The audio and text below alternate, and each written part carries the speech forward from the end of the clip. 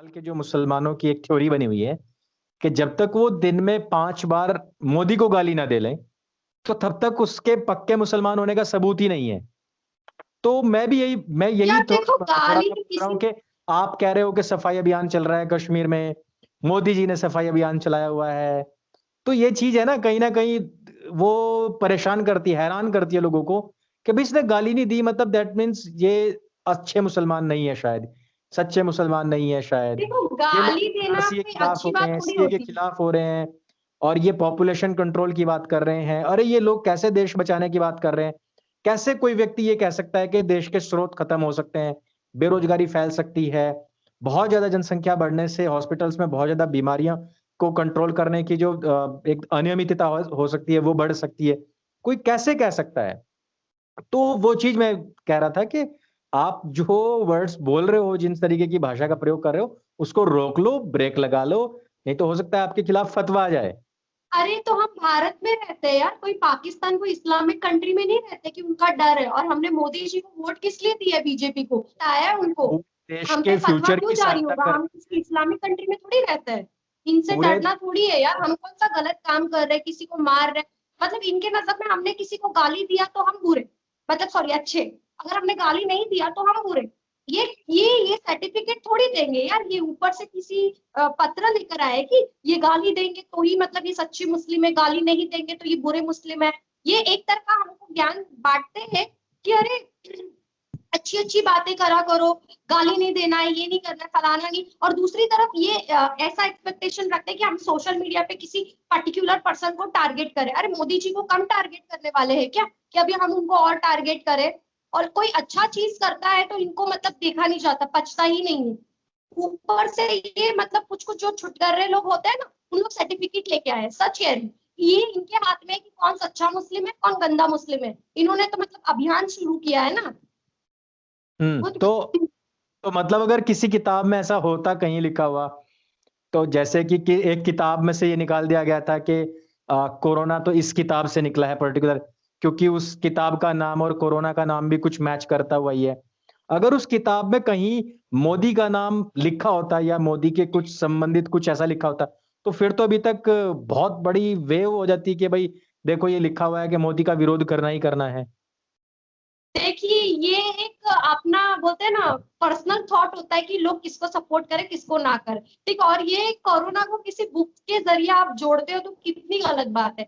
Corona एक बीमारी है। अगर ऐसा रहता तो सिर्फ हमारे भारत में ही आता। बहुत लोग ऐसे भी बोल रहे थे, जाहिल लोग, कि एनआरसी सीए आ रहा है ना, अभी ऊपर वाले का एनआरसी सीए आ गया, जो किसी का नाम पता हाँ, नहीं वो पूछता, अनाउंसमेंट भी डायरेक्ट हो ऊपर रहा है, कई भेजता। जगह पे अनाउंसमेंट हो रहा है कि ये सीए और एनआरसी की वजह से ही ये अजाब आया है। लेकिन ये अच्छा सीए एक एनआरसी मिनट। नहीं आया, उसकी वजह से देख लो आज कितनी लड़कियों के ऊपर अजाब आया है कि उनको काँच की बोतलें, झाड़ू और बहुत सारी चीज़ें झेलनी पड़ रही हैं और पूरे देश के अंदर आज इस डर का माहौल है कि वो अपनी बेटियों के साथ इतना कुछ कर सकते हैं, तो हमारी जो बेटियाँ हैं, उनके साथ कितना कुछ नहीं कर सकते। तो ये अगर डर का ऐसा माहौल है, पैदा हुआ है। सॉरी मैं टोक रही हूँ, अगर ऐसा है, सिर्फ भारत में ही एनआरसी सीए आया है, ना कि पूरी दुनिया में आया है। ठीक है, ऐसा होता तो पर्टिकुलर हमारे भारत में ही आना चाहिए था ये बीमारी। ये हुँ, पूरे दुनिया में क्यों है? इवन 57 इस्लामिक कंट्री में भी ये बीमारी है ना, हुँ, सब जगह। तो हुँ। उन्होंने कौन सा पाप किया है? सऊदी अरब मतलब एक बोलते हैं ना, एक धर्म स्थल है हम लोगों का, मतलब धार्मिक स्थल है, वहां पर भी है, वो भी बंद है। बट बोलते हैं ना कि लोग जाहिल तो जाहिल ही रहते हैं। यहाँ के लोग अपने आप को कुछ ज्यादा ही ओवर स्मार्ट समझते हैं। सच जब आप कह रही पढ़े हूँ। लिखो जैसी बात कर रहे हो तो फिर कैसे कोई यकीन करेगा? अब फिर कहने लग जाएँगे लोग कि तो ये हिंदू है और कपड़े पहन के बैठी हुई है इस तरीके से। अब इतने तो इतने मैंने पढ़े यही लिखो तो जैसी बात नहीं कहा करनी कि चाहिए। इनका काम है मुझे सर्टिफिकेट देना, और हुँ, इनके लिए मैं कुछ परवाह ही नहीं करती। सर्टिफिकेट देने वाले ऊपर वाले हैं, उन पे बिलीव है मेरा। ये छुटकर्रों से मुझे कोई डर नहीं है कि कुछ भी लॉजिक की बात सोचे, तो करनी नहीं कुछ चाहिए भी ना, समझे। लॉजिक की बात आपने लॉजिक की बात कर दी है। आपने लॉजिक की बात करी है तो ये तो गलत बात है। लॉजिक की बात करना अलाउड नहीं है यहाँ, ठीक? अच्छा अच्छा, मैं बहुत खुशनसीब हूँ कि मैं भारत की मुसलमान हूँ। सच में बोल रही हूँ। मैं देखती हूँ ना इस्लामिक कंट्री का, बाय गॉड मैं ऐसे होती का अच्छा हुआ मैं यहाँ पर हूँ। सच में। और मुझे हुँ, फतवा वगैरह से बिल्कुल भी डर नहीं है। क्यों डरने का? भारत में रहते हैं, फतवा की कुछ वैल्यू है क्या?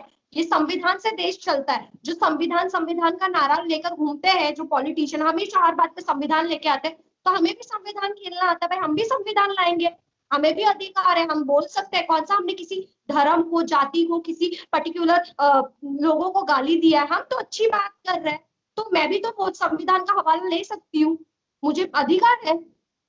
पर नहीं, वो तो बात ठीक है, लेकिन वो जितने लोगों की बात करते हैं, जब उनके ऊपर हमला करने वाले इन्हीं के लोग निकल जाते हैं, तो फिर ये भी पतली गली से निकल जाते हैं।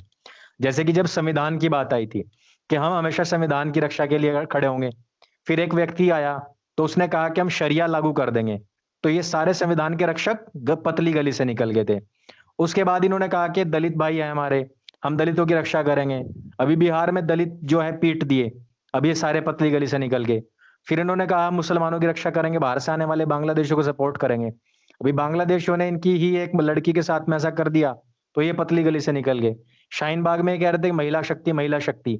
आज महिला शक्ति को शराब की बोतल झेलनी पड़ रही है। इतना ज्यादा उसको ह्यूमिलेट किया गया, उसको मारने तक की उन्होंने कोशिश करी।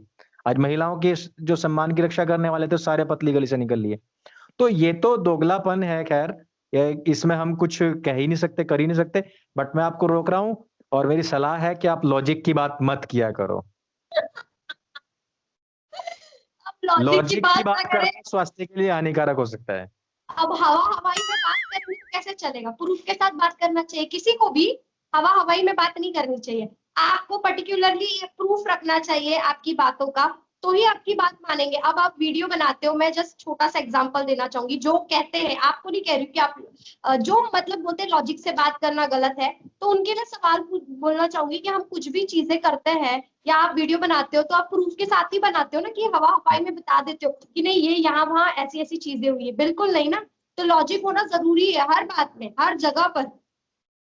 मेरा कहना ये है, जिनको लॉजिक पसंद नहीं है फिर तो उनकी लाइफ झंड है, सच कह रही हूँ। नहीं, वो तो वही है, यही कहते हैं कि एनआरसी, और उसका उल्टा करोगे तो कोरोना। मुझे नहीं समझ में आया अभी तक वो वॉल्स को कहाँ निगल गए वो लोग। एनआरसी का उल्टा है कोरोना, यानी कि CRN, तो ये हो गया कोरोना। CRN मतलब कोरोना, जिसमें वोवल्स थे O और A, ये तो सारे के सारे निगल गए। और इवन उस पे उसके ऊपर डुएट बनाने वाले लोगों ने, जो टिकटॉक पे उसके डुएट्स बने हैं, तो वो लोग कह रहे हैं हाँ हाँ, अरे कितनी अच्छी बात, अरे वाह वाह वाह, तालियां, कितनी साइंटिफिक बात कह दी है।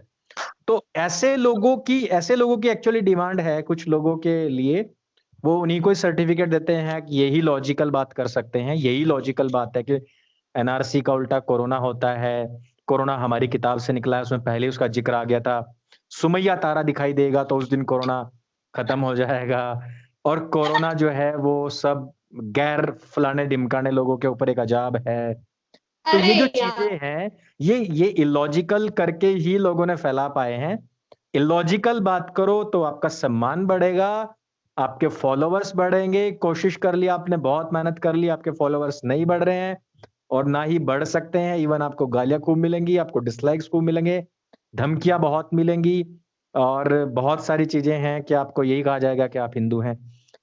कोशिश करना कि आप जो हैं वो बने रहें, और इसी तरीके से आप लोगों के साथ में जो अपने विचार है वो बांटते रहें। लोगों के अंदर ये अवधारणा ना पैदा हो कि एक बुर्का पहनने वाली या फिर एक हिजाब पहनने वाली लड़की हमेशा इलॉजिकल बात ही कर सकती है, वो हमेशा अनपढ़ वाली बात ही कर सकती है, वो हमेशा 20 बच्चे पैदा करने की बात ही कर सकती है, वो कभी जनसंख्या नियंत्रण की बात नहीं कर सकती।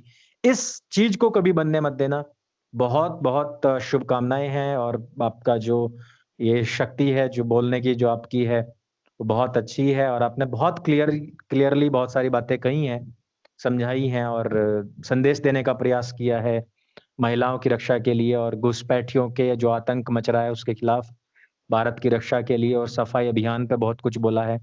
तो बहुत बहुत शुभकामनाएं हैं, और इसी तरीके से आप अपना आगे भी बढ़ते रहें और संदेश देते रहें। बहुत बहुत धन्यवाद, थैंक यू।